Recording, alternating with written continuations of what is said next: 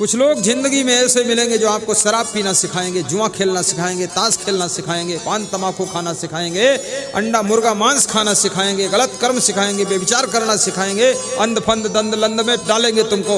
ऐसे लोग तुम्हारे शत्रु हैं, ये मित्र नहीं है, ये मीठे दुश्मन हैं। इनसे दूरी बना लीजिए, इनके साथ कभी मत रहिए।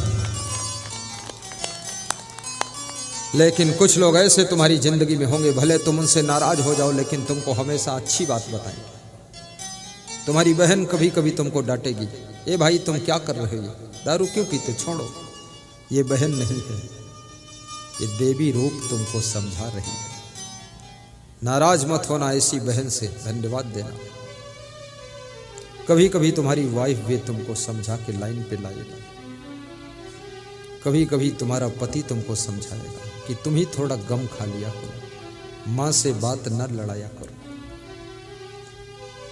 याद रखना, बूढ़ी सासू से बात जो न लड़ाए वो बहु गृह लक्ष्मी है।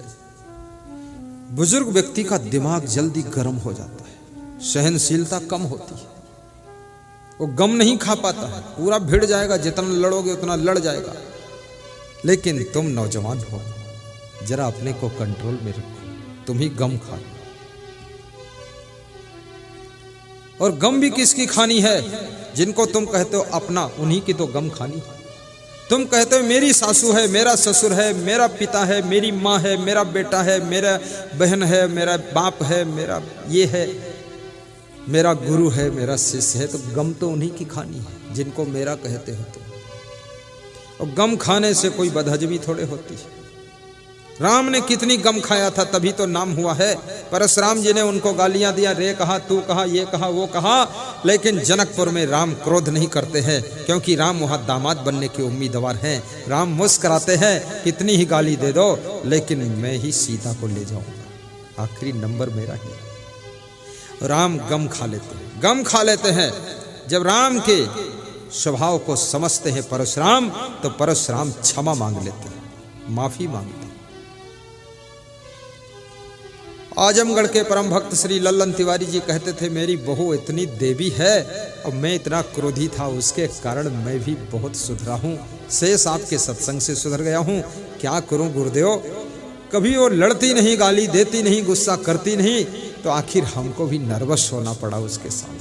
हालांकि मैं तो भस्मासुर था, पर सुधर गया। आपकी कोमलता, आपकी शीतलता, आपकी नम्रता कठोर से कठोर अभिमानी और क्रोधी को भी ठंडा कर देती है।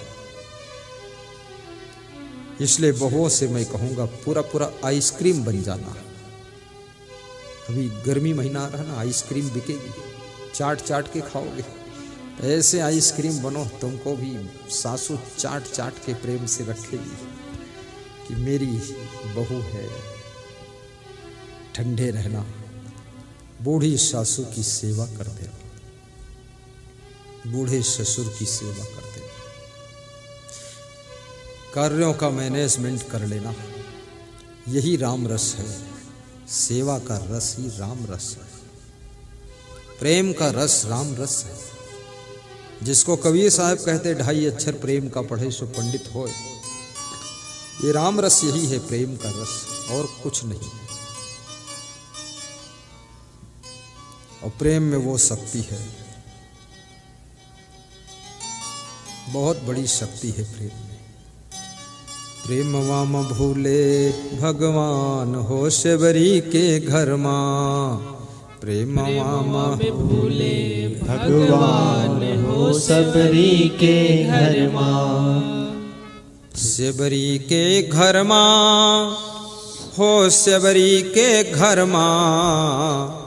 प्रेम वाम भूले भगवान हो सेवरी के घर मां। प्रेम करना, लेकिन प्रेम में कपट न करना। प्रेम वही है जो निष्कपट है। कितने लोग प्रेम में धोखा देते हैं, कपटी प्रेम। नहीं नहीं, आपका प्रेम निष्कपट होना चाहिए।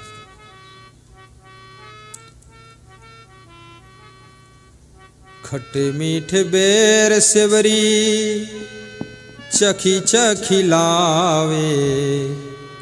खट्टे मीठे बेर सेवरी चखी चखी लावे। भोग लगई हैं भगवान हो सेवरी के घर माँ। भोग लगई है भगवान हो सबरी के घर माँ। प्रेमवा म भूले भगवान हो सबरी के घर माँ। प्रेमवा में भूले भगवान हो सबरी के घर माँ। नहुर नहुर सवरी वही गलिया बुहारे। नहुर नहुर सबरी वही गलिया बुहारे।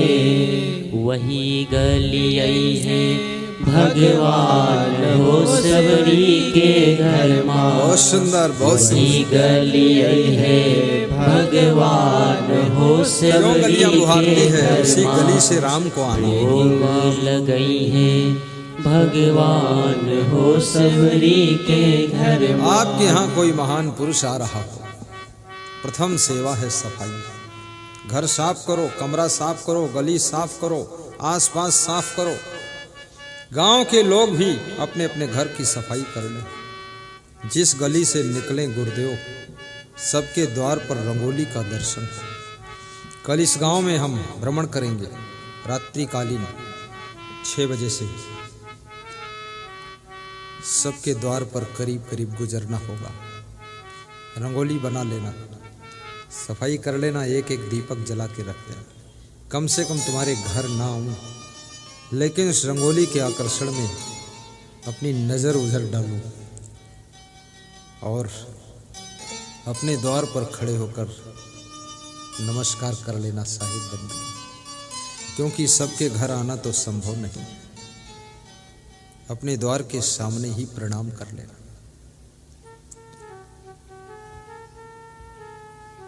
ये तुम्हारा प्रणाम भी तुमको बहुत सुख देगा।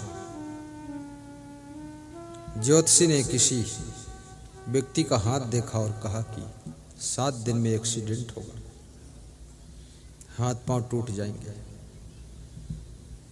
मर जाओगे।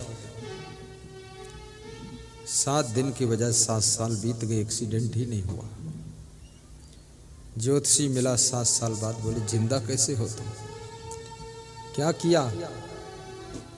बोले जिस दिन आपने हाथ देखकर बताया था, उसके 3 दिन बाद हमारे गांव में एक संत की शोभा यात्रा निकल रही थी। अपने गेट से मैंने हाथ जोड़कर उनको प्रणाम किया था और उनकी दृष्टि मेरे ऊपर पड़ी थी। बोले उसी प्रणाम और उसी दर्शन के फल से तू आज जिंदा है। याद रखना, बहुत सी आपदाएं गुरु के दर्शन से टल जाती है, बहुत से संकट कट जाते हैं, बहुत से दुख मिट जाते हैं। इसलिए श्रद्धा की आंखों से गुरु का दर्शन करना चाहिए और आस्था से उनको हाथ जोड़कर प्रणाम करना चाहिए, साहिब बंदगी करना चाहिए। बोलिए सद्गुरुदेव की जय। प्रेम की शक्ति को पहचानना। प्रेम में तुम पैदल चलते हो तो भी तुमको थकान नहीं आती है, बल्कि मुस्कान आती है।